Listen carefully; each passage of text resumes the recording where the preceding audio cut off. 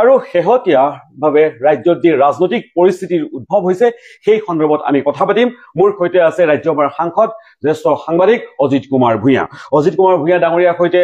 বৰ্তমান যিটো বিৰোধী ৰাজনৈতিক ঐক্যৰ প্ৰসংগ চলি আছে আৰু ৰাজ্যৰ ৰাজনীতিত প্ৰায় 10 মাহ মূৰত আজমলৰ এণ্ট্ৰি হৈছে, এই সমগ্ৰ বিষয়ত কথা পাতিবৰ কাৰণে চেষ্টা কৰিম। লগতে মুখ্যমন্ত্ৰীৰ যিবোৰ বক্তব্য সেই বক্তব্যবোৰো থাকিব। অজিত কুমাৰ ভূঞা ডাঙৰীয়া, দেখা পোৱা গৈছে যে বিৰোধী ঐক্য গঠন হোৱাৰ পাছত পুনৰ এক প্ৰকাৰ গৌৰৱ গগৈ আৰু অখিল গগৈৰ মাজত কিছু বিতৰ্কৰ সূচনা হৈছে। কেনেধৰণে আপোনালোকে আগবাঢ়িব আৰু বিৰোধী ঐক্য যদি ইমান থুনুকা হয় তেতিয়াহ'লে আপোনালোকে কি ধৰণে যুঁজ দিব ২৬ৰ নিৰ্বাচনত? প্ৰথমে কোনটো কথা ক'ম? হয়, বিৰোধী ঐক্যৰ কথাটো জানিব বিচাৰিছো। এখন বৈঠক হৈ গ'ল, নেক্সট বৈঠক কি হ'ব, কেনেধৰণে কি কৰিব আপোনালোকে? তোমালোকে জানা যে 12 তাৰিখে বহু আকাংক্ষিত বিৰোধী দলসমূহৰ 8টা বিৰোধী দলৰ এখন বৈঠক হ'ল। গৌৰৱ গগৈ আহ্বান কৰিছিলে সেই বৈঠকখন। আৰু তাৰপিছত আমি সাংবাদিকৰ সৈতে কথা বতৰাত মানে তাত আমাৰ এটা বহুত কথা আলোচনা হ'ল। হয়, কিন্তু আমি লগতে এইটো সিদ্ধান্ত হ'ল যে আমি অলপ অন্তত মাহেকত এবাৰ হ'লেও বহি আমি পৰৱৰ্তী পৰ্যায়ৰ বিষয়বোৰ আমি আমাৰ মাজত বুজাবুজি কৰিবলৈ চেষ্টা কৰিম। আৰু এই কথাবোৰ সংবাদ মাধ্যমৰ অগোচৰে আমি বিষয়বোৰ আলোচনা কৰিম আৰু আমাৰ সিদ্ধান্তটো আমি সংবাদ মাধ্যমৰ সময়ত জনাম। তো ওলাই আহি আমি সেই দায়িত্ব সেইদিনাখনৰ কি হ'ল কি নহ'ল এই কথাটো আমি গৌৰৱ গগৈ আৰু জিতেন্দ্ৰ সিং ডাঙৰীয়াক দুজনকে ক'লো যে আপোনালোকে ক'ব, আমি লগত থাকিম। সেইমতে তোমালোকে দেখিছা যে গৌৰৱ গগৈ আৰু জিতেন্দ্ৰ সিঙে ক'লে এটা ডাঙৰ বাৰ্তা আমি বহুদিনৰ পৰা দিব খুজি আছিলো অসমৰ ৰাইজক। ৰাইজে বিচাৰিছে এটা বিৰোধী ঐক্য গঢ়ি তোলক আৰু বিজেপিৰ অপশাসনৰ পৰা, অত্যাচাৰৰ পৰা, উৎপীড়নৰ পৰা, মিথ্যাচাৰৰ পৰা এই অসমখনক উদ্ধাৰ কৰাৰ স্বাৰ্থত সকলোৱে এৰাধৰা কৰি হ'লেও এটা মিলিত হওক। প্ৰশ্ন আছে এইখিনিতে মই এটা বাক্য ক'ব খুজিছো যে তেওঁ সেই বাৰ্তাটো দিবলৈ আমি সেইদিনা সমৰ্থ হলো। কাৰণ কোৱা হ'ল আমাৰ তৰফৰ পৰা, মই আছিলো যে ২৬ৰ নিৰ্বাচনত আমি একেলগে খেলিম আৰু বিজেপিক পৰাভূত কৰিম। মোটামুটি কিন্তু এইখিনিতে মূল প্ৰশ্নটো হ'ল আজি মুখ্যমন্ত্ৰী ডক্টৰ হিমন্ত বিশ্ব শৰ্মাই টুইটযোগে সদৰি কৰিছে যে হাইস্কুল শিক্ষান্ত পৰীক্ষা, উচ্চতৰ মাধ্যমিক শিক্ষান্ত পৰীক্ষাৰ ডেট ঘোষণা কৰিছে 10 ফেব্ৰুৱাৰী আৰু 11 ফেব্ৰুৱাৰী। অৰ্থাৎ দেখা পোৱা গৈছে পৰীক্ষা আগুৱাইছে। অৰ্থাৎ বিহাৰৰ নিৰ্বাচনৰ পাছত, বিহাৰৰ ফলাফলৰ পাছত যি নিৰ্বাচনী এটা বতাহ, সেই বতাহ বিজেপিয়ে নিজৰ পক্ষলৈ নিবৰ কাৰণে চেষ্টা কৰিব পাৰে। মোৰ প্ৰশ্নটো মই শেষ কৰি লওঁ। গতিকে যদি ফেব্ৰুৱাৰীত যদি নিৰ্বাচন অনুষ্ঠিত হৈ যায় তেতিয়াহ'লে আপোনালোকৰ হাতত সময় অত্যন্ত কম। মই নাভাবো বিজেপি মানে ফেব্ৰুৱাৰীত নিৰ্বাচন হ'ব বুলি বা মাৰ্চলৈকে যাব। কিন্তু কথা হৈছে কি এনেও মাৰ্চ এপ্ৰিলত হয়েই। কিন্তু এতিয়া চৰকাৰখনে দিল্লীত হওক, ৰাজ্যবোৰত হওক, বিজেপি চৰকাৰে তেওঁলোকে ভালদৰে জানে যে তেওঁলোকে যদি এখন মুক্ত আৰু নিকা নিৰ্বাচন হয় আৰু সঁচাকৈ যদি তেওঁলোকে ৰাইজৰ মুখামুখি হ'বলগীয়া হয় ইছ্যুবিলাকক লৈ, তেতিয়াহ'লে কেতিয়াও তেওঁলোকে নিৰ্বাচন জিকিব নোৱাৰে। এইটো প্ৰমাণ হৈছে বিভিন্ন ধৰণে। মই খুব বেছি ব্যাখ্যা কৰিবলৈ নাযাওঁ। তেওঁলোকে এই কথাটো জানি, তেওঁলোকৰতো এটা ৰিপৰ্ট আছে, এজেঞ্চিবিলাক আছে। গতিকে মানুহৰ মনত খুব, তুমি ঘূৰি থকা খুব তুমি ভাল সাংবাদিক, তুমি মানুহৰ লগত কথা পাতিলে দেখিবা যে মানুহে পৰিৱৰ্তন বিচাৰিছে, মানুহ কি নহয়, সন্তুষ্ট নহয়। গতিকে তেওঁলোকে যে কৰিব নোৱাৰিব মই এইটো নকওঁ, কিন্তু কৰাটো উচিত নহ'ব। আৰু খৰখেদাকে যে তেওঁলোকে কৰিব খুজিছে বিহাৰৰ ৱেব বুলি মই নাভাবো।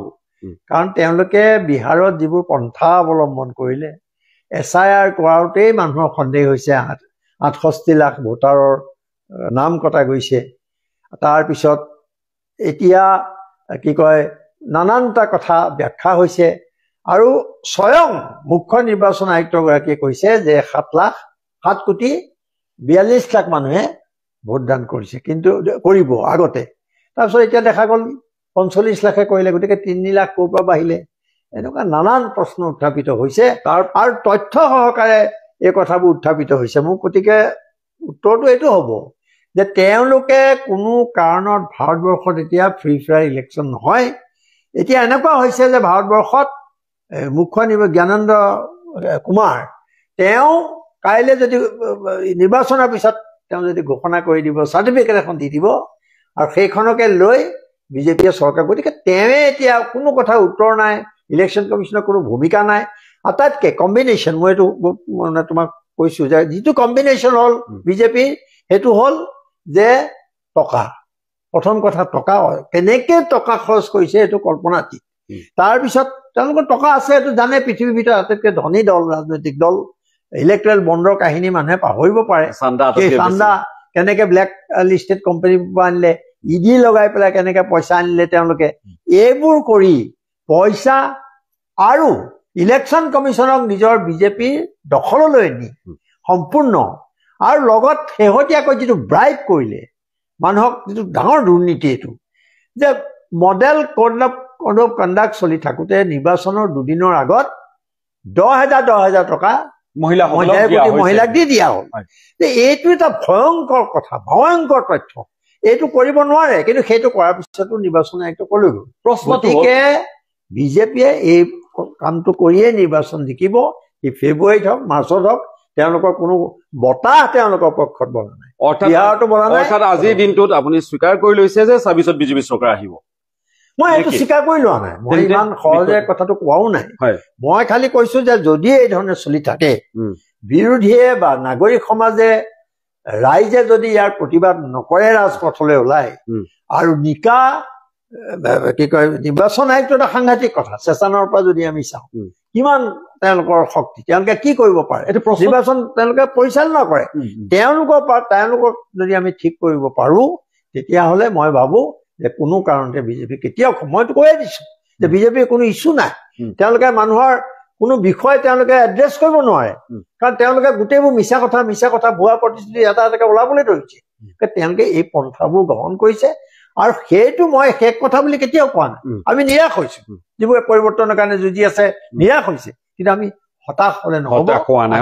তাৰ পৰা পৰিত্ৰাণ পোৱাৰ উপায় কি আছে বিহাৰত দেখা পাইছে আপুনি কোনো ৱেব বা ঢৌ নাই বুলি আপুনি কৈছে কাৰণ বিভিন্ন চাম ধাম দণ্ডভেদ প্ৰয়োগ কৰি পেলাই তাতে বিজেপি জয়ী হোৱা বুলি বিৰোধীয়ে অভিযোগ উত্থাপন কৰি আছে অসমতো যে একে ধৰণৰ প্ৰক্ৰিয়া বা কৌশল অৱলম্বন তেওঁলোকে নকৰিব তাৰতো কোনো মানে নাই আৰু তাক প্ৰত্যাহ্বান জনাবৰ কাৰণে আপোনালোক বিৰোধী সকল কি ধৰণে সাজু হৈছে আৰু কৰণীয় কি আছে মই ইমান বিৰোধী কেনেকে সাজু হৈছে কৈ দিবলৈ সেই স্থিতিত আজি মই নাই বা সেইটো মোৰ উত্তৰো মোৰ ওচৰত তেনেকে নাই কিন্তু ইয়াত যিজন মানুহ মুখ্যমন্ত্ৰী আসনত বহি আছে তেওঁ আৰু সাংঘাতিক গতিকে মোদী অমিত শ্বাহ বা প্ৰধানকৈ অমিত শ্বাহ গতিকে তেওঁ আমাৰ ইয়াত সমষ্টি পুনৰ নিৰ্ধাৰণ কেনেকে কৰিলে সমষ্টি পুনৰ নিৰ্ধাৰণ তেওঁৱে কৰিলে গোটেইবিলাক গতিকে ইলেকশ্যন কমিশ্যনৰ তাত কোনো কামেই নাছিলে আৰু তেওঁৰ টকা পইচাটো একেবাৰে বাকী নাই তেওঁ সকলো পইচাৰে সমাধান কৰিব খোজে সকলো কিনিব খোজে বিৰোধী দলক কিনিব খোজে মিডিয়াক কিনিব খোজে তেওঁ নকৰিবলগীয়া কাম নাই এই অপকৰ্মবোৰ কৰি আৰু যিটো মেকানিজিম যিটো মেচিনেৰী সেইটোক তেওঁ ব্যৱহাৰ কৰাত তেওঁ পাকৈত সেইফালৰ পৰা তেওঁ এডভান্টেজ কিন্তু আজি তুমি অসমখন ঘূৰি চালে দেখিবা যে পৰিস্থিতিটো সেইটো হৈ থকা নাই তেওঁৰ এই মিছা কথাবিলাক তেওঁৰ এই ষড়যন্ত্ৰবিলাক চক্ৰান্তবিলাক আৰু তেওঁ যিটো এজেণ্ডা জুবিন গাৰ্গৰ মৃত্যুৰ পিছত সেই নেৰেটিভ তেওঁ যিটো সৃষ্টি কৰিছিলে হিন্দু মুছলমান হিন্দু খ্ৰীষ্টিয়ান সেইটো বহুতখিনি তেওঁৰ কাৰণে বিপদজনক হৈ গ'ল গতিকে আজি অসমত তেওঁৰ প্ৰতিকূলে গোটেই পৰিস্থিতিটো আছে সেইকাৰণে মই ভাবো যে তেওঁ আৰু বেছি ইয়াত অন্যায় কৰিব আৰু ষড়যন্ত্ৰমূলকভাৱে নিৰ্বাচন কৰিব এতিয়া চোৱা আটাইতকৈ গুৰুত্বপূৰ্ণ বিষয় এই মুহূৰ্তত কোনটো যে SIR বিহাৰত কৰিলে তাৰ লগে লগে কেলেংকাৰী আৰম্ভ হৈ গ'ল সুপ্ৰিম কোৰ্টেও বিশেষ মানে পেণ্ডিং থাকিলে তাত তাৰপিছত ইতিমধ্যে হাৰিয়ানা আৰু মহাৰাষ্ট্ৰত কি হ'লে এই কথাবোৰ ওলাই গ'ল গতিকে অসমত মই এইটো ক'ব খুজিছো যে অসমত SIR নিদিওঁ বুলি তেওঁলোকে ক'লে NRC বসংগতা নহয় এতিয়া SR বুলি পেলাই দিলে মাস্ক বুলি নাখায় ডিজি বুলি খোৱা নিচিনা কাৰবাৰ এটা হ'ল SR বুলি দিলে SRৰ জৰিয়তে তেওঁলোকে আৰু খুব ইয়াৰ পৰা মই তোমাক ইমান পৰ্যন্ত কৈছো যে ইয়াৰ যিবোৰ চৰকাৰী এজেঞ্চি আছে আনকি RSSৰ ভিতৰুৱা যিবিলাক ৰিপৰ্ট গৈছে দিল্লীলৈ তাত হিমন্ত বিশ্ব শৰ্মাৰ গোটেইবোৰ প্ৰতিকূলে গৈছে বিৰুদ্ধে গৈছে আৰু গোটেই বিজেপি চৰকাৰৰ কোনো আশা নাই বুলি কৈছে তেওঁৰ নেতৃত্বত কিন্তু তেওঁলোকৰো বিকল্প নাই মই সেইটোলৈ যাব খোজা নাই কিন্তু মই এইটো ক'ব খুজিছো যে এই ৰিপৰ্টবোৰ তেওঁৰ বিৰুদ্ধে গৈছে গতিকে তেওঁ এতিয়া এই SR-টো আনি ইলেকশ্যন কমিশ্যনটো নায়েই SR আনি আজি ইলেকশ্যনলৈ 3 মাহ থাকোঁতে এনেকুৱা কি প্ৰয়োজন হ'ল যে এইটো SR কৰিবলগীয়া হ'ল যদি কৰিব লগা আছিলে ৰিভিজন আগৰ পৰা নিয়ম থাকে কিন্তু সেই নিয়মবিলাকৰ কথা নাহিলে আজি হঠাৎ দি দিলে আৰু কিছুমান ৰাজ্যত দিব এতিয়া তামিলনাডুত বেংগলত হুলস্থুল লাগিছে এই পন্থাবিলাক অৱলম্বন কৰি অসমৰ ভাৰতবৰ্ষৰ গণতন্ত্ৰৰ ওপৰত সংবিধানৰ ওপৰত একেবাৰে মাধমাৰ মাৰিছে আৰু আটাইতকৈ ডাঙৰ কথা আমাৰ যিটো ভোটাধিকাৰ আমি অৰ্জন কৰিছিলোঁ সেইটো কাঢ়ি লৈ যাব খোজা হৈছে ভোট চুৰি হৈছে লগত গাদী চুৰি আহি গ'ল এইটো পৰিস্থিতিত ৰাজনীতি যিসকলে ভালদৰে কৰিব খোজে মূল্যবোধৰ ৰাজনীতি কৰিব খোজে এটা আদৰ্শগত প্ৰশ্ন বিষয়ত গুৰুত্ব ৰাখে সেইসকলৰ কাৰণে ৰাজনীতি কৰাটো অসুবিধা হৈ গৈছে মই যিটো কম্বিনেশ্যনৰ কথা ক'লো টকা পইচা 10,000 ব্ৰাইব কৰা 10,000 15,000 আৰু লগত ইলেকশ্যন কমিশ্যন এইকেইটাক লগত লৈ তেওঁলোকে আমি যুঁজিলে সেইটোৰ বিৰুদ্ধে যুঁজিব লাগিব গতিকে সেই ষ্ট্ৰেটেজি তুমি প্ৰশ্ন কৰিছা যে কৌশল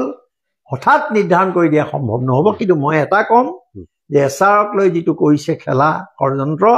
এইটোৰ বিৰুদ্ধে আমি খুব বেছি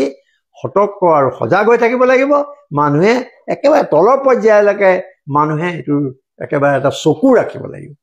SR প্ৰসংগত এনেকুৱা এটা কথা ওলাই আছে যে এতিয়া ধৰি লওক কোনোবাই বিহাৰত তেওঁৰ নিৰ্বাচনত তেওঁ ভোটদান কৰিছে এতিয়া সেই ব্যক্তিজনে তাৰ পৰা নিজৰ ভোটাধিকাৰ কৰ্তন কৰি আহি ইয়াতে নিজৰ নাম উঠাই লৈ এই পুনৰীক্ষণত বা SR স্পেচিয়েল ৰিভিজনত তেওঁ আকৌ ইয়াতে ভোট দিব পাৰিব বুলি 50-40 খনৰ ওপৰৰ স্পেচিয়েল ট্ৰেইন চলিলে গুটি মিডিয়াত সেইটো নিউজ ওলাইছে নেকি ক'ৰবাত ভাৰতবৰ্ষত গতিকে তাত বাহিৰৰ পৰা মানুহ লৈ আহিছে বিভিন্ন ৰাজ্যৰ পৰা তালৈ ট্ৰেইনত মানুহ লৈ আহিছে ভোট দিবলৈ কিন্তু অসমতো এতিয়া দুদিনৰ আগত অহা মানুহে ভোট দিব পাৰিব এইটো কৰি পেলাইছে তাৰ অসমলৈও তেনেকৈ আনিলেহেঁতেন কিন্তু অসমত এটা সমস্যা আছে যে তেওঁলোক হিন্দী ভাষী গতিকে মানুহে ধৰা পৰি যাব তেওঁলোকে কি কৰিলে 1 জানুৱাৰীৰ পৰা হেৰি কৰি ভিত্তিবৰ্ষ কৰি পেলালে এতিয়া ইয়াতে মানে আৰু যিবোৰ উচ্ছেদ কৰা হ'ল মানুহ সেইবিলাকক এতিয়া কি কৰিলে আকৌ তেওঁলোকেও ভোট দিব পাৰিবলৈ গুচি গ'ল এই বিজেপি দলে যিবোৰ কাম কৰিছে এইবোৰ পিছদুৱাৰেদি ক্ষমতা দখলৰ চক্ৰান্তৰ বাহিৰে আন একো নহয় হয় পুনৰ আন এটি প্ৰশ্ন আহিব খুজিছো শেহতীয়াভাৱে দেখা পোৱা গৈছে প্ৰায় 10 মাহৰ মূৰত এণ্ট্ৰি হৈছে বদৰুদ্দিন আজমলৰ তেওঁ অসুস্থ আছিল বুলি তেওঁ দাবী কৰিছে আৰু 10 মাহৰ মূৰত তেওঁ আহি পুনৰ সক্ৰিয় হৈছে আৰু আজি তেওঁ বিশেষকৈ দেখা পোৱা গৈছে বিৰোধী ৰাজনৈতিক দলসমূহক চোকা সমালোচনা কৰিছে আৰু তেওঁ চোকা সমালোচনা কৰিব কৈছে যে তেওঁ অকলেই নিৰ্বাচনত অৱতীৰ্ণ হ'ব আৰু তেওঁ কংগ্ৰেছক কংগ্ৰেছ যিহেতু আপুনি কংগ্ৰেছক প্ৰতিনিধিত্ব নকৰে বিৰোধী ঐক্য মঞ্চক বা বিৰোধী ঐক্যক প্ৰতিনিধিত্ব কৰে তেওঁ বিৰোধী সমালোচনা কৰি কৈছে যে বৰ্তমান বিৰোধীৰ কোনো চিহ্ন নাই সকলোৱে কোনোবা নহয় কোনোবা প্ৰকাৰে মুখ্যমন্ত্ৰীৰ লগত জড়িত হৈ থাকে তেওঁৰ এই উক্তি কিন্তু খুব নতুন নহয় ইয়াৰ আগতো তেওঁ এনেকুৱা কথা কৈছে আৰু তেওঁ যে কৈছে তাত সেই কথাটো কওঁতে তেওঁ যোৱা নিৰ্বাচনৰ কথাটো তেওঁ চকুৰ আগত ৰাখিব লাগিছিলে দৃষ্টিত যে তেওঁলোকৰ কি দশা হ'ল তেওঁ নিজে ধুবুৰীত কেনেকুৱা এটা পৰিস্থিতিৰ মুখামুখি হ'ল মানুহে আৰু আমি যিটো কৈ আছিলো যে তেওঁলোকে বিজেপি সহায় কৰি আছে তো হয়ও তেওঁলোকৰ এতিয়া AIDF-ত 2টা ভাগ আছে কিন্তু সাংবাদিক হিচাপে জানিব লাগে এটা ভাগে বিজেপি বিৰোধিতা কৰিব খোজে আৰু কংগ্ৰেছৰ লগত যেনে তেনে থাকিব খোজে এটা চামে ভাবে যে কংগ্ৰেছে আমাক গুৰুত্ব দিয়া নাই অপমান কৰিছে আমি আঁতৰি যাব লাগে এই ধৰণৰ অৱস্থা এটা তেওঁলোক চলি আছে কিন্তু তেওঁলোকৰ আজি যিমান বিধায়ক আছে তাৰ বেছি বিধায়কৰ মানে ৰাজনৈতিক ভৱিষ্যত অৰ্থাৎ অহা নিৰ্বাচনত তেওঁলোকৰ কি হয় একো ঠিক নাই গতিকে এই কথাটো যে তেওঁ কৈছে এইকাৰণে মোৰ ধাৰণা মইতো গম নাপাওঁ তুমি কৈছাই কংগ্ৰেছত কিন্তু তেওঁ মই শুনামতে জনামতে তেওঁলোকে কংগ্ৰেছৰ লগত এটা বুজাবুজি কৰিবলৈ বহুত চেষ্টা চলাই আছিল আৰু ইমানো নহয় কোনোৱে তেওঁলোকৰ লগত কংগ্ৰেছৰ লগত মাৰ্জ হৈ যোৱাৰ কথাও কৈছে এসময়ত তৰুণ গগৈ কৈছিলে যে মাৰ্জ হৈ যাওক তেওঁলোকে আমাৰ কৰিবলৈ একো নাই আপত্তি নাই আৰু ভূপেন বৰাই একেটা কথাকে কৈছিলে কিন্তু এতিয়া তেওঁলোকে মাৰ্জাৰৰ কথা ক'লেও কংগ্ৰেছে সেইটোলৈ কাণসাৰ দিয়া নাই তেওঁলোকৰ ইণ্টাৰনেল কিন্তু তেওঁলোকে বিচাৰিছে সেইটো যিটো ওলাইছে খবৰ মই যিটো গম পাইছো যে তেওঁলোকে মাৰ্জাৰ পৰ্যন্ত যাবলৈ সাজু হৈছে এইকাৰণে যে তেওঁলোকৰ ৰাজনৈতিক ভৱিষ্যত যথেষ্ট মানে হেৰি নাই কোনো মানে ফলপ্ৰসূ হোৱাৰ অকণমান ৰখাই লৈছো অত্যন্ত এক গুৰুত্বপূৰ্ণ খবৰ এই মুহূৰ্তত সাংসদ অজিত ভূঞাই তেওঁ কৈছে এটা সময়ত এআইডিএফে কংগ্ৰেছৰ লগত যা যোৱাৰ তেওঁলোকে প্ৰস্তাৱ আগবঢ়াইছিল অৰ্থাৎ মাৰ্চ কৰি দিয়াৰ দলটো নিষেধ কৰি কংগ্ৰেছৰ ভিতৰতে অন্তৰ্ভুক্ত হোৱাৰ এক প্ৰচেষ্টা চলাইছিল বুলি সাংসদ অজিত ভূঞাই দাবী কৰে গতিকে এটা এইখিনিতে অকণমান ক্লিয়াৰ কৰিব লাগিব যে এটা ফ্ৰেকশ্যন এটা বৃহৎ সংখ্যকে তেওঁলোকে এই ধৰণৰ কৈছিলে যে চামিল হৈ হলেও বিজেপিক বিৰোধিতা কৰিব লাগে কিন্তু তেওঁলোকে যোৱা সময়ছোৱাত বিজেপিক যি ধৰণে বিৰোধিতা কৰিব লাগিছিলে নোৱাৰিলে সেইকাৰণে তেওঁলোকৰ এটা দ্বন্দ্ব আছে আৰু তেওঁলোকে এতিয়া এইটো কৰাৰ বাহিৰে আজমলৰ এতিয়া গত্যন্তৰ নাইকিয়া হৈছে OACৰ লগত তেওঁলোকে এটা যোগাযোগ হৈছে বুলি মই খবৰ পাইছো আৰু OACৰ লগত OAC আহিব বুলি ওলাইছে কিন্তু মোৰ বোধে মই পোৱা খবৰ মতে বা কৈছেও তেওঁলোকে যে OACও কৈছে তাত যে এতিয়া অহা কথা নাই কিন্তু তেওঁলোকৰ লগত এটা যোগাযোগ হৈ আছে এই বিষয়ে সন্দেহ অৰ্থাৎ কৰবাত নহয় কৰবাত ২৬ৰ নিৰ্বাচন সাম্প্ৰদায়িক মেৰু বিভাজন কৰাৰ চেষ্টা চলাই থকা হৈছে নেকি বা সেয়া কৰিবলৈ গৈ আছে নেকি এফালে মুখ্যমন্ত্ৰী ডক্টৰ হিমন্ত বিশ্ব শৰ্মাই বাৰম্বাৰ তেওঁ সাম্প্ৰদায়িক মন্তব্য দি আহিছে মিয়াক লৈ পেলাই ৰাজনীতি আৰম্ভ হৈছে কংগ্ৰেছে জুবিন গাৰ্গক লৈ পেলাই ৰাজনীতি কৰা বুলি তেওঁ কৈ আছে আনফালে বদৰুদ্দিন আজমল আহি পেলাই কৈ আছে যে সকলো মুছলমানে একেলগে কংগ্ৰেছক ভোট দিলেও কংগ্ৰেছে চৰকাৰ গঠন কৰিব নোৱাৰে মুছলমানৰ শত্ৰু দল কংগ্ৰেছ এনেধৰণৰ কৰবাত সাম্প্ৰদায়িক মেৰু বিভাজন কৰাৰ চেষ্টা হৈছে নেকি প্ৰশ্নটো আজি অবান্তৰ কাৰণ তেওঁলোকৰ গোটেই এজেণ্ডাটোৱে মেৰুকৰণ এইটো কাম কৰি কৰিয়ে তেওঁলোকে ক্ষমতা দখল কৰি আহিছে আজি ইমান দিনে 10 বছৰ এইটোৱে কৰিছে বা ভাৰতবৰ্ষত আজি 12 বছৰ বা কিমান হ'ল এইটোৱে তেওঁলোকৰ এজেণ্ডা মই প্ৰথমে কৈছো যে জনতাৰ মৌলিক সমস্যা আমি সন্মুখীন হোৱা সমস্যা সমাধান তেওঁলোকৰ হাতত নাই আজি অসমখন গোটেই ঋণত পেলাই আৰু সেই ঋণ লৈ পেলাই তেওঁ কি কয় এইটো হিতাধিকাৰী সৃষ্টি কৰি ঘূৰি ফুৰিছে কোনোবা এটা কওকচোন মোক যোৱা এমাহৰ তুমি দেখুৱাই দিয়া ষ্টেটমেণ্ট য'ত এগৰাকী ৰাজ্যৰ মুখ্যমন্ত্ৰীয়ে মানে ৰাজ্যৰ উন্নয়নৰ কথা কৈছে কিবা মানে ভাল কথা কিবা প্ৰস্তাৱ দিছে মানুহৰ সমস্যা এড্ৰেছ কৰিছে নাই তেওঁৰ কথা হৈছে ক'ত কেনেকে মেৰুকৰণ কৰিব পাৰি এতিয়া জুবিন গাৰ্গৰ বেলিকা তেওঁলোকৰ সমস্যা হৈছে এইটোৱে যে জুবিন গাৰ্গে এই সাম্প্ৰদায়িক ৰাজনীতিৰ ঘোৰ বিৰোধিতা কৰিছিলে আৰু তেওঁতো জনপ্ৰিয়তা কাৰো লগত তুলনা নহয় জুবিন গাৰ্গক সেইকাৰণে এই জনপ্ৰিয়তা লৈ তেওঁ পৰোৱা কৰা নাছিলে আৰু সেইকাৰণে এতিয়া মুখ্যমন্ত্ৰীৰ যিটো এজেণ্ডা এই যিটো মেৰুকৰণৰ এজেণ্ডা সাম্প্ৰদায়িক ৰাজনীতিৰ এজেণ্ডা ধৰ্মৰ যিটো বেপাৰ ৰাজনীতিৰ যিটো ঘৃণা বিয়পাইছে তেওঁলোকে সেইটো এটা অকণমান সমস্যা এটা হৈছে কিন্তু আকৌ কুংকাং কৰিছে আকৌ আৰম্ভ কৰিছে কেনেকে তাৰ বাহিৰে কোনো সমস্যা নাই টকা দিব সাম্প্ৰদায়িক মেৰুকৰণ কৰিব আৰু ইলেকশ্যন কমিশ্যনে ইলেকশ্যন খেলিব তাৰপিছত তেওঁলোকে সেইধৰণে জিকিম বুলি এটা সপোন দেখি আছে প্ৰায় 2 লাখ কিমান টকাৰ ঋণ আছিল বৰ্তমান ৰাজ্যত প্ৰায় 2 লক্ষ কোটি হয় 2 লাখ কোটি টকাৰ ঋণগ্ৰস্ত বৰ্তমান ৰাজ্য আনহাতে দেখা পোৱা গৈছে যে যিসকলে ঠিকা কৰিছিল জলজীৱন মিছনৰ ঠিকা কৰিছিল বা জলমিত্ৰসকলৰ বিভিন্ন দাবী আছে এই ঠিকাদাৰসকলৰ পানীত হাঁহ নচৰাৰ অৱস্থা গোটেই পইচা পোৱা নাই যি লোকেল ঠিকাদাৰসকল আছিল তেওঁলোক হাইকোৰ্ট পৰ্যন্ত পাইছে হাইকোৰ্টৰ নিৰ্দেশ আছে কিন্তু তেওঁলোকক ক'ৰপৰা দিব পইচাই নাই লাওলোৱা অৱস্থা অৰ্থনীতি কিন্তু হিতাধিকাৰীৰ সংখ্যা বাঢ়ি গৈ আছে সেইটোৱে মই অলপ আগতে কি কৈছে তেওঁলোকে কোনো সমস্যাৰ সমাধান কৰিব নোৱাৰে গতিকে ব্ৰাইব কৰিব লাগিব এইটোতো ডাঙৰ দুৰ্নীতি আমাৰ মানুহে পোৱাত মোৰ আপত্তি কৰা নাই তেওঁলোকে পাব লাগিব তেওঁলোক বঞ্চিত মানুহ দুখীয়া মানুহ সেইটোও তেওঁলোকে যে সকলোকে দিব পাৰিছে এনেকুৱা নহয় বৰং হিতাধিকাৰী দেখুৱাই পেলাই ভয়ো খুৱাইছে যেনেকে বিহাৰত ক'লে 10,000 টকা উভতি গুচি যাব তেওঁলোকে যদি বিজেপি ভোট নিদিয়ে এইটো কেতিয়াও নহয় এইটো কথা কিন্তু তেওঁলোকে তেনেকে প্ৰচাৰ কৰি দিয়ে সেইকাৰণে অসমত ইমান টকা ঋণ দি তোমাৰ মোৰ ওপৰত জাপি দিছে উঠি অহা প্ৰজন্মক কলৈ ঠেলি দিছে মানুহবোৰে আজি বুজি পোৱা নাই তৎক্ষণাত এটা পইচা পাই পেলাই অলপ হেৰি কৰিছে কিন্তু তেওঁলোকে 10,000 বা 20,000 টকা দিলে কি হ'ব লগে লগে বস্তুৰ দাম দৰৱৰ দাম গেছৰ দাম এইবোৰ কৰি কৰি যিটো অৱস্থা হৈছে চাকৰি বাকৰি একো নাই ইণ্ডাষ্ট্ৰিয়েলাইজেশ্যন একো নাই গতিকে সেই পইচাটো অন্য ধৰণে উলিয়াই লৈ গৈছে এতিয়া 1200 টকা ইয়াত পাবলৈ মই বহুত কাহিনী তোমাৰ আগত ক'ব পাৰোঁ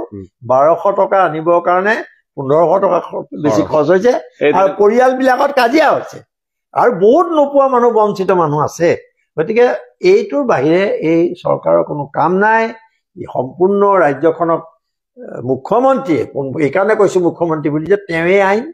তেওঁৱেই ৰজা তেওঁৱেই কাম কৰে কাৰো কথাটো নুশুনে এজন প্ৰতিশোধপৰায়ণ মানুহ, তেওঁ এজন ক্ষমতালোভী, মানে তেওঁ উচ্চাকাংক্ষা এনেকুৱা, উচ্চাকাংক্ষা মানুহৰ থাকিব পাৰে, কিন্তু তেওঁৰ উচ্চাকাংক্ষা এনেকুৱা যে মানুহক মাৰি হলেও মানে আগুৱাব লাগে, আৰু আটাইতকৈ এজন স্বেচ্ছাচাৰী মানুহ। গতিকে এনেকুৱা এজন মানুহৰ পৰা তুমি গণতান্ত্ৰিক শাসন আশা কৰিব নোৱাৰা, মানুহৰ ন্যায় আশা কৰিব নোৱাৰা। এইবোৰ গছ কাটি শেষ কৰিলে, কত কি কৰিলে। এতিয়া কনষ্ট্ৰাকশ্যনৰ বাহিৰে অসমত একো নাই, আৰু এই কনষ্ট্ৰাকশ্যনৰ আঁৰত তেওঁৰ ব্যৱসায় কথা আছে, কাৰণ তেওঁৰ মন্ত্ৰী, তেওঁৰ পইচা, তেওঁৰ ঠিকাদাৰ নিচিনা কথা এটা হৈছে। 3জন 4জন ঠিকাদাৰ আছে, সকলোৱে নাম জানে তেওঁলোকৰ। সেইকেইজনক দি পেলাই তেওঁ গোটেই হেৰি কৰিছে, কমিশ্যন কৰিছে। আৰু আমাৰ যিবিলাক মধ্যবিত্ত মানে মজলীয়া আমাৰ উদ্যোগ ব্যৱসায় কৰি থকা মানুহ, উদ্যোগ আৰু ক'ত, সেইবিলাকে পানীত হাঁহ নচৰা অৱস্থা। GSTটো এতিয়া ইমান দিন খালে, এতিয়া অকমান উঠাই পেলাই ইলেকশ্যন আগত দেখুৱাইছে। কিন্তু এই মানুহবিলাকৰ তাকো আমেৰিকাৰ ইয়াতে প্ৰভাৱ আছে, আমেৰিকাৰ একাউণ্ট আছে ইয়াতে। ইমান বৃদ্ধি কৰি দিয়াৰ পাছত আমি ইমান দিন মানুহে হাত দাঙি দিলে ট্ৰাম্পক ইমান বন্ধু বুলি কোৱাৰ পাছত, ট্ৰাম্পৰ কাৰণে গৈ নিৰ্বাচনী প্ৰচাৰ চলোৱা নিজৰ এগৰাকী প্ৰধানমন্ত্ৰীয়ে, তাৰ পাছতো দেখা পোৱা গৈছে ট্ৰাম্পে 50% টাৰিফ কৰ বৃদ্ধি কৰি দিয়াৰ পাছত GST হ্ৰাস কৰিবলৈ বাধ্য হৈছে। ইয়াক কোনো ধৰণৰ জনসাধাৰণৰ প্ৰতি দায়িত্ববোধ হিচাপে একো নাই। প্ৰশান্ত কিশোৰে কৈছে ৱৰ্ল্ড বেংকৰ 14,000 কোটি টকা নে কিমান এটা হিচাপ দিছে বিহাৰত, তথ্যপাতি সহ দিছে। এইবোৰ পইচা ইলেকশ্যনত খৰচ কৰা হৈছে আঁচনিৰ নামত। গতিকে তেওঁলোকক যিকোনো প্ৰকাৰে ক্ষমতা লাগে, মানুহ মৰি গৰি যি হয় হৈ যাওক, তেওঁলোকক খালি ক্ষমতা লাগে, যাতে এই ক্ষমতাৰে তেওঁলোকে লুণ্ঠন চলাব পাৰে, পৰিয়ালৰ সম্পত্তি বৃদ্ধি কৰিব পাৰে, আৰু মুখ্যমন্ত্ৰীৰ যিটো কোম্পানী আছে সেইটোৱে সুবিধা ল'ব পাৰে। সাধাৰণ আমাৰ ভাল ভাল আমাৰ থলুৱা যিবিলাক ব্যৱসায় আছে মোৰ মৰি গ'ল, ডাঙৰ ডাঙৰ ঠিকাদাৰ মৰি গ'ল, তেওঁলোকক আমি লগ পাওঁ, কথা পাই আমাৰ ওচৰলৈ আহে, কিন্তু আমি কওঁ যে আমি কি কৰিম। গতিকে পইচা নাই পোৱা, নাপায়, আৰু কোনো ধৰণৰ ব্যৱস্থা নাই। হয়তো বহুতে মুখ নুখুলেও এটাতো আছে, শাসন চলাইছে ভয় দেখুৱাই সন্ত্ৰাস সৃষ্টি কৰি মানুহক ভয় দেখুৱাইছে। খালি জুবিন গাৰ্গৰ মৃত্যুৰ পিছত পৰিস্থিতিটো অলপমান সলনি হৈছে, য'ত মানুহৰ ভয়টো ভাঙি গৈছে। এতিয়া মানুহে কথা কবলৈ ভয় নকৰে। সেইকাৰণে মই কওঁ যে এই গোটেই পৰিস্থিতিটোৰ এতিয়া হিমন্ত বিশ্ব শৰ্মাৰ বিৰুদ্ধে গৈছে, আৰু সেইকাৰণে তেওঁ ইটো কৰিব, কাইলৈ আৰু দুটামান দেখিবা নতুন নতুন পদক্ষেপ ল'ব, যাতে আকৌ তেওঁ পৰিৱেশলৈ ঘূৰি আহিব পাৰে। আৰু বিৰোধী ঐক্য তেওঁৰ কাৰণে ডাঙৰ মূৰৰ কামৰণি, আৰু সেইকাৰণে তেওঁ ভাগ ভাগ কৰি পেলাব এতিয়া চব। আৰু তেওঁৰ মানুহ চবতে আছে বুলি তেওঁ নিজে দাবী কৰে। সেইটোতো হয়, সেইটো প্ৰমাণ হৈ গৈছে। তেওঁ এইটোতো কোনো অস্বীকাৰ কৰিব নোৱাৰে, তেওঁ মানুহ চবতে তেওঁ হয়তো যিকোনো উপায়েৰে হওক, টকা পইচা ভয় ভাবকে আন যি কুট কৌশল নহওক কিয় তেওঁ ক'ৰবাত নহয় ক'ৰবাত থৈ দিছে। বিগত সময়ছোৱাত আমি দেখা পাইছো বহু ক্ৰছ ভোটিং হৈছে, ৰাষ্ট্ৰপতি নিৰ্বাচনত ক্ৰছ ভোটিং হৈছে, বহুতো এনেধৰণৰ পৰিৱেশ আছে। তাৰ পৰা পৰিত্ৰাণ নিশ্চয়কৈ EVM টিপিছে, এজনক ভোট দিছে, তাত বেলেগ এজনে পাইছে। এইবোৰতো এতিয়া ভাৰতবৰ্ষৰ নিত্য নৈমিত্তিক ঘটনা। আৰু তেওঁলোকৰ হোৱাটছআপ ইউনিভাৰ্চিটি আছে, অসমত 1000ৰ ওপৰত ল'ৰা ছোৱালীক এনগেজ কৰিছে পইচা দি পেলাই, 40-50 লাখ টকা দৰমহা দি পেলাই বাহিৰৰ মানুহ আনি ইয়াত ৰাখিছে, যাতে তুমি কাইলৈ কথা এটা কোৱা, এনেকুৱা ট্ৰল কৰিব নহয় তোমাক, আৰু ভাঙি পেলাই দিয়া। আমি কথা কোৱা বিপদ হৈছে। মই কথা এটা কোৱা আজিকালি তেওঁলোকে এনেকুৱা, আৰু তেওঁলোকৰ কোনো বিষয়ে একো নাই, তেওঁ তেনেকুৱা এইবোৰ কৰি পেলাই তোমাক এনেকুৱা গেলাব বুলিলে আমাৰ মানুহে বুজাই, গেলাব মানে তুমি আৰু তাৰ পৰা উশাহ ল'ব নোৱাৰা। ভুক্তভোগী আপুনিও, আপোনাৰ গোচৰ হৈছিল, শেষ প্ৰশ্নটো সময় প্ৰায় শেষ হৈছে মোৰ তাত। 3 মাহ মাজত, মাথো 3টা মাহ আছে, ডিচেম্বৰ, জানুৱাৰী, ফেব্ৰুৱাৰী, এই 3টা মাহ আপোনালোকৰ হাতত আছে। এতিয়া কৰণীয় কি আছে, বিৰোধী কিমান শক্তিশালী হ'ব পাৰিছে এই মুহূৰ্তত, আৰু 3 মাহত এটা ৰাজনৈতিক বতাহ উজনিকে আদি কৰি, মই সংখ্যালঘু অঞ্চলৰ কথা নকওঁ, উজনিকে আদি কৰি মধ্য অসম বা কেনেধৰণৰ ৰাজনৈতিক বতাহ বলাব পাৰিছেনে, বলিবনে কি? বতাহ বলিছে, মই কলো আগতে কোৱা কথাবোৰতে এইটো আছে। আৰু কংগ্ৰেছতো গৌৰৱ গগৈ অহাৰ পিছত এটা গুণগত পৰিৱৰ্তন হৈছে। তেওঁৰ নেতৃত্বত কিছু বতাহ নবলা নহয়, উজনিত হওক নামনিত হওক মানুহে পৰিৱৰ্তন বিচাৰিছে। আৰু বিভিন্ন তুমি চাবা যে ৰাইজৰ যিবোৰ তেওঁলোকক মানে আশ্বাস দিয়া হৈছিলে, সেই আশ্বাসবিলাকৰ প্ৰশ্ন উঠিছে। এতিয়া মানুহে প্ৰশ্ন কৰিছে, এইটো কিয় নহ'ল, এইটো কিয় হ'ল। এইটো প্ৰতিবাদৰ এটা মানে ৰাস্তালৈ ওলাই আহিছে, ৰাজপথলৈ ওলাই আহিছে মানুহ। সেইটো তেওঁলোকৰ কাৰণে অতি ভয়ংকৰ, কাৰণ প্ৰায়বোৰ সমস্যা এতিয়া আকৌ নতুনকে এনেকে মূৰ দাঙি উঠিছে সেইবোৰ মেনেজ কৰা তেওঁৰ কাৰণে বৰ টান সেইকাৰণে মই খালি এইটোৱে ক'ম তোমাৰ প্ৰশ্নটোৰ উত্তৰ যে আমি দেৱালৰ লেখন পঢ়িব লাগে বিৰোধীয়ে পঢ়িব লাগিব মইতো আৰু প্ৰফেচনেল তেনেকুৱা পলিটিচিয়ান নহয় দেৱালৰ লিখন পঢ়িব লাগে আৰু খুব 3 মাহ কম সময় আছে এই 3 মাহত যিমান পাৰি সিমান ৰাইজৰ কাষলৈ গৈ ৰাইজক কথাবোৰ বুজাই বিৰোধী ঐক্য শক্তিশালী কৰি বিজেপি প্ৰত্যাহ্বান জনাব হয় ধন্যবাদ জ্ঞাপন কৰিছো এয়া আছিল সাংসদ অজিত ভূঞা ৰাজ্যসভাৰ সাংসদ আৰু বিৰোধী ঐক্য মঞ্চৰ এগৰাকী শীৰ্ষ নেতা তেওঁলোকৰ উদ্যোগতে সমগ্ৰ সকলো বিৰোধী একত্ৰিত হৈ আগন্তুক ২৬ৰ নিৰ্বাচনৰ বাবে টঙালি বান্ধিছে পৰৱৰ্তী সময়ত আন এগৰাকী অতিথিৰ সৈতে আমি আমাৰ এই সাক্ষাৎকাৰ অনুষ্ঠানত উপস্থিত হ'ম আপোনালোকে চাই থাকিব দি ক্ৰছ কাৰেণ্ট আজিলৈ সামৰিছো সাংসদ অজিত ভূঞা ডাঙৰীয়াকো মই ধন্যবাদ জ্ঞাপন কৰিছো এইখিনি সময় দি ক্ৰছ কাৰেণ্টক দিয়াৰ বাবে বহুত বহুত ধন্যবাদ